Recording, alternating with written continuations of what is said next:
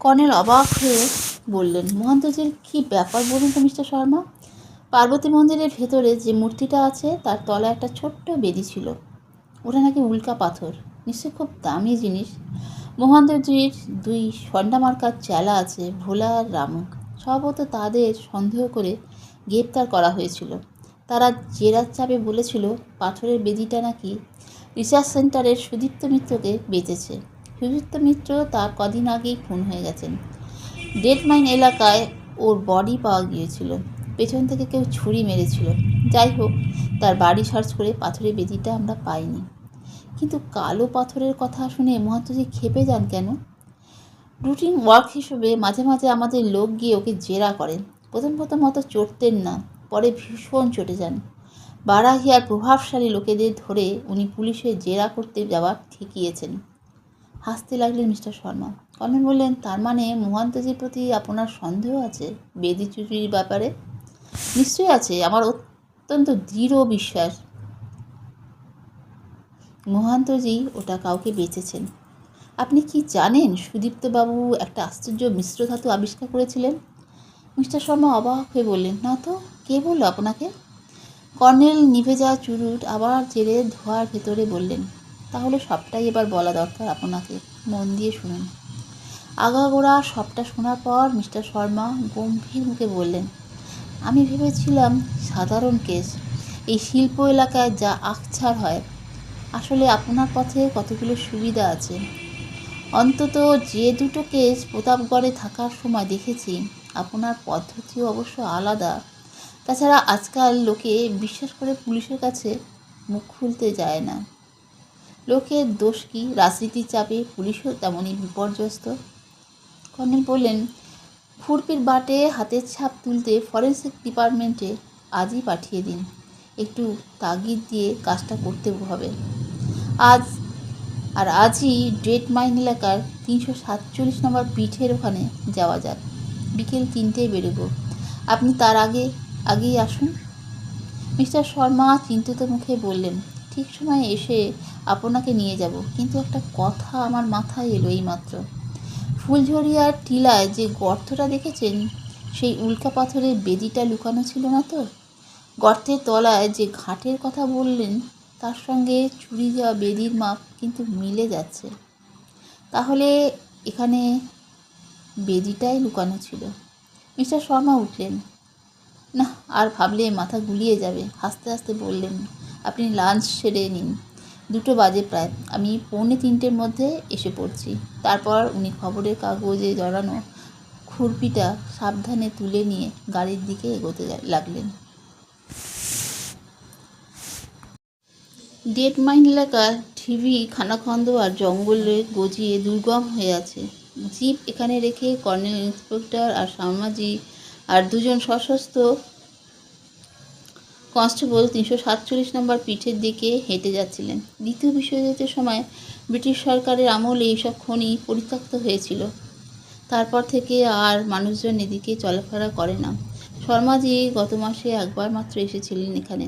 সুদীপ্তের লাশ পড়েছিল যেখানে, সেই জায়গাটা দেখিয়ে বলেন, এখান থেকে 347 নম্বর পিঠ সম্ভবত বেশি দূরে না। কর্নেল, ম্যাপটা আবার দেখা যাক। না হলে খুঁজে বের করা কঠিন হবে। ম্যাপ খুলে দেখা গেল তারা যেখানে দাঁড়িয়ে আছেন, এ জোনের 300 একর খনি সেটা। আর একটু ডাইনে এগোতে হবে। কিছুটা গিয়ে ঘন কাঁটাবন পড়ল। পাশ কাটিয়ে বাদিকে ঘুরে কর্নেল থমকে দাঁড়ালেন। শর্মাজিও ছিলেন পেছনে। বললেন, কী হলো কর্নেল? কর্নেল আঙুল ঠোঁটের ওপর রেখে বললেন, চুপ।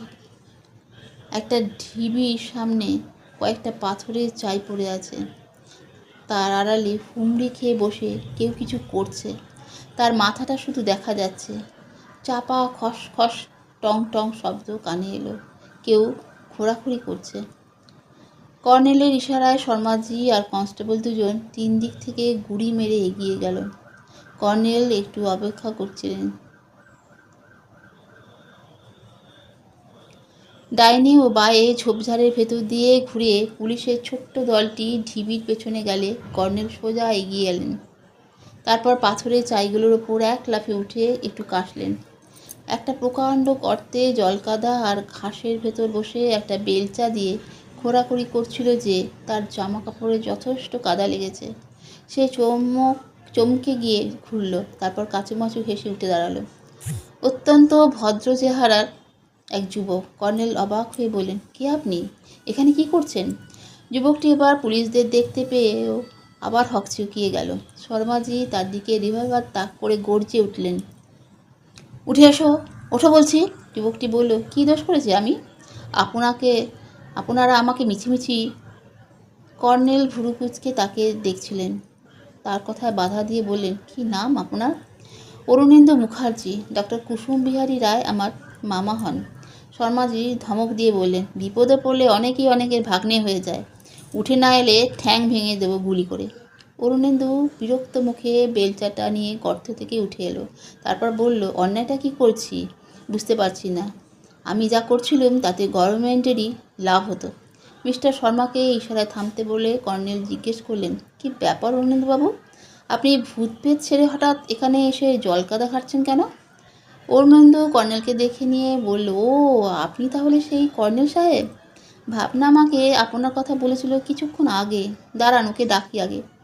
সে পাথরের চাইগুলোর উপরে উঠে চেঁচিয়ে ডাকলো, ভাবনা, ভাবনা। একটু দূরে জঙ্গলের ভেতর থেকে সাড়া এলো, যাচ্ছি। ছেড়ে দাও, চলে এসো এখানে। ডান দিকের ঘন ঝোপ জঙ্গল থেকে জলকাদা মাখা ভাবনাকে বেরিয়ে আসতে দেখা গেল। তার হাতেও একটা খন্তা এবং কোমরে আঁচল জড়ানো, চুলেও যথেষ্ট কাদা লেগেছে। সে কর্নেলদের দেখেই অপ্রস্তুতে হেসে থমকে দাঁড়ালো। কর্নেল হাসতে হাসতে বললেন, এসো ভাবনা, বুঝতে পারছি তুমি এই বুড়োর ওপর ভরসা না করে নিজেই গোয়েন্দাগিরি করতে নেমেছ। ভাবনা এসে ক্লান্তভাবে বসে পড়ল পাথরে। তারপর বলল, অরুদা, তুমিই বলো ব্যাপারটা, আমি হাঁপিয়ে গেছি।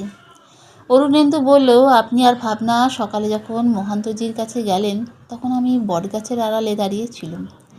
সিয়ন্সের আসরে সুদীপ্তের আত্মা মহান্তজি কথাটা লিখেছিল। সেই থেকে মহান্তজির ওপর চোখ রেখেছিলাম। আমার সঙ্গে তো ওর বহুদিনের আলাপ। যাই হোক, আপনারা চলে গেলেন মহান্তজির তাড়া খেয়ে। তার একটু পরে দেখি মহান্তজি ওর চেলা দুটোকে কি বলছেন।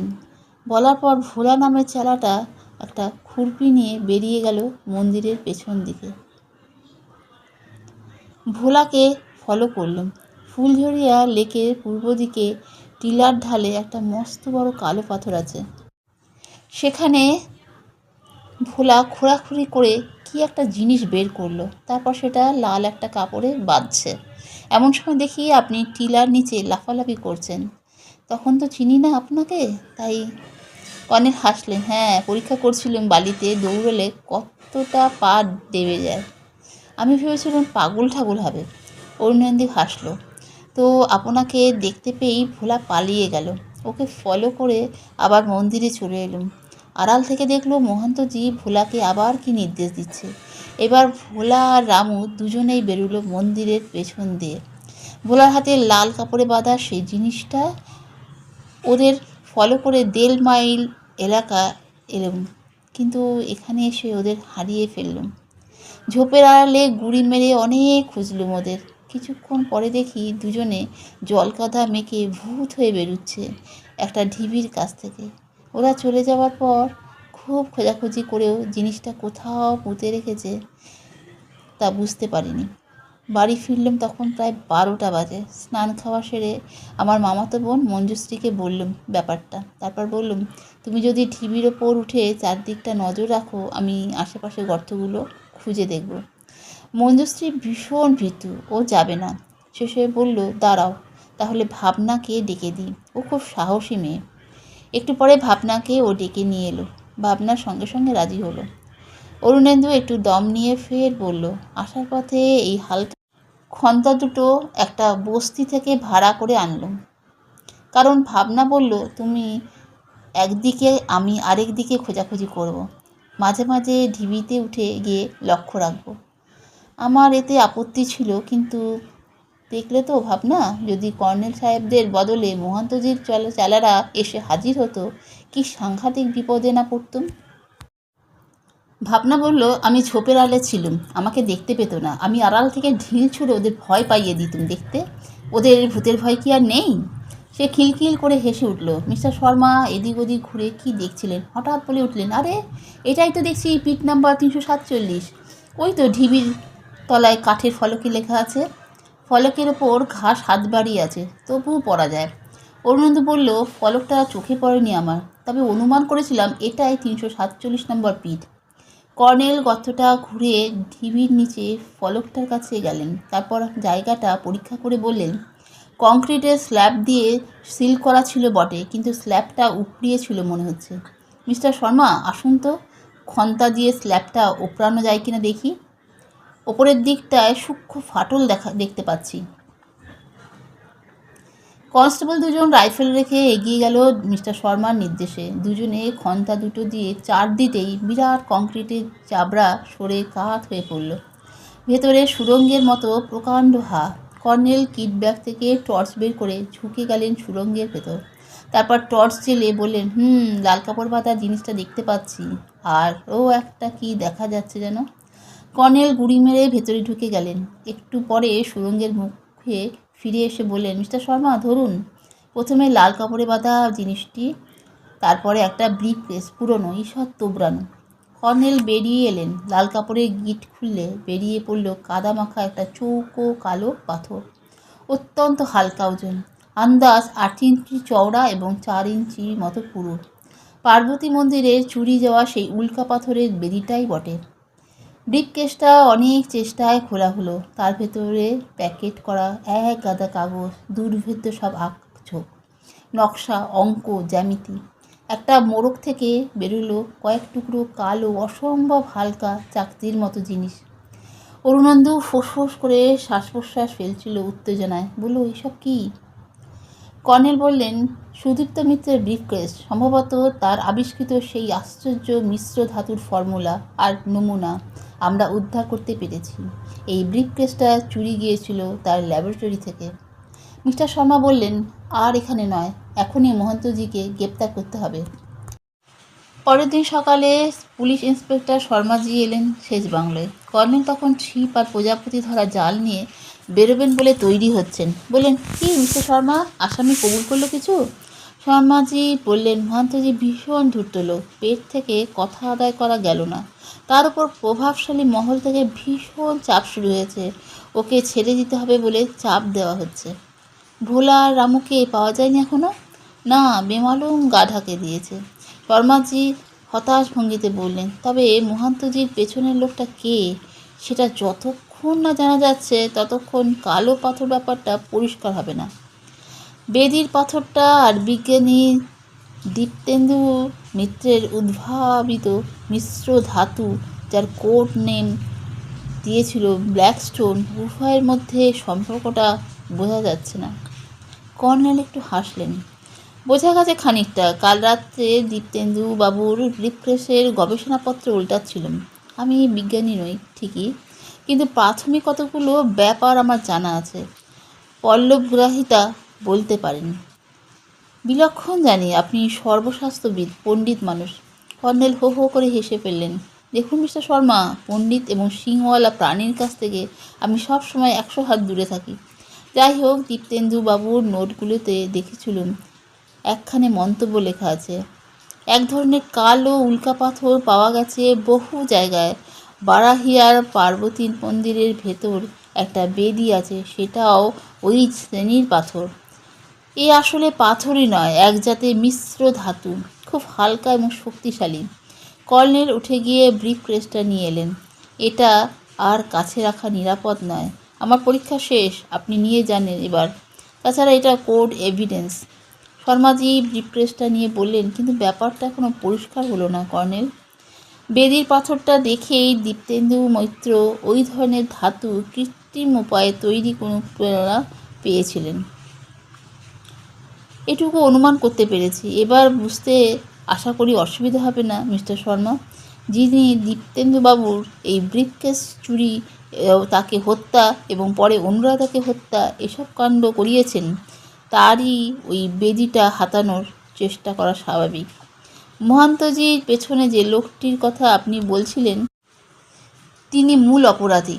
মহান্তজি টাকা লোভে চেলাদের সাহায্যে তারই হুকুম তামিল করেছেন। মহান্তজিকে কবুল করানো প্রায় অসম্ভব কর্নেল। কর্নেল চুরু ধরে একটু ভেবে নিয়ে বললেন, একটা ব্যাপার পরিষ্কার যে দীপ্তেন্দু যেভাবে হোক টের পেয়েছিল তার ব্রিফকেস চুরি করে ডেট মাইনের 347 নম্বর পিঠে লুকিয়ে রাখা হয়েছিল। হ্যাঁ, মহান্তজি লুকিয়ে রেখেছিলেন ভোলা ও রামুর সাহায্যে। নিশ্চয়ই দরাদরি চলছিল, তাই ওই ব্যবস্থা। বেশি টাকা চেয়েছিলেন হয়তো, তাই মনে হচ্ছে। তবে এক জায়গায় ব্রিফকেস, অন্য জায়গায় বেদির পাথর লুকিয়ে রাখার অতিরিক্ত সতর্কতা। দীপ্তেন্দুবাবু রাত্রে পিট নাম্বার 347-এ ব্রিফকেস উদ্ধার করতে গিয়ে খুন হলেন। তার আগে ব্যাপারটা তার প্রেমিকা অনুরাধাকে বলে থাকবেন। তা না হলে অনুরাধা জানবে কেমন করে? ঠিক ঠিক, শর্মাজি বললেন। এও বোঝা যাচ্ছে আপনি মহান্তজিকে কাল সকালে কালো পাথরের কথা বলার পর উনি ভয় পেয়েছিলেন, তাই ওটা ফুলঝরিয়া টিলা থেকে সরিয়ে পিট নাম্বার 347-এ লুকিয়ে রাখার ব্যবস্থা করেন। এ পর্যন্ত সব স্বচ্ছ। এই সময় একজন পুলিশ অফিসার সঙ্গে কনস্টেবল সহ হন্তদন্ত হাজির হলেন। শর্মাজি বললেন, কী ব্যাপার mister Singh? Sub inspector Suresh Singh বললেন, স্যার, ভোলা আর রামুর ডেড বডি পাওয়া গেছে রেল লাইনের ধারে। গুলি করে মারা হয়েছে দুজনকে। দুজনেরই মাথার পেছনের দিকে গুলি লেগেছিল। শর্মাজি লাফিয়ে উঠলেন, কী সাংঘাতিক কাণ্ড! কর্নেল বললেন, লোকটা এবার মরিয়া হয়ে উঠেছে মিস্টার শর্মা। ভোলা আর রামুর মুখ চিরকালের মতো বন্ধ করে দিয়েছে। কিন্তু কে সে এখন জানি না আমরা। শুধু এটুকু জানি, দীপ্তেন্দুর উদ্ভাবিত মিশ্র ধাতুর ফর্মুলা আর কালো বেদিটা সে হাতাতে চেয়েছিল। ভেবে দেখুন মিস্টার শর্মা, এই দুটো জিনিস যে কোনো ধনী দেশকে বিক্রি করতে পারলে কোটিপতি হয়ে যেত। মহান্তজিকে কবুল করাতেই হবে, তাতে আমার ভাগ্যে যা ঘটে ঘটুক বলে শর্মাজি সদল বলে বেরিয়ে গেলেন বাংলো থেকে। ওদের জিপ দুটো সবেগে নেমে গেল উতরাইয়ের রাস্তায়।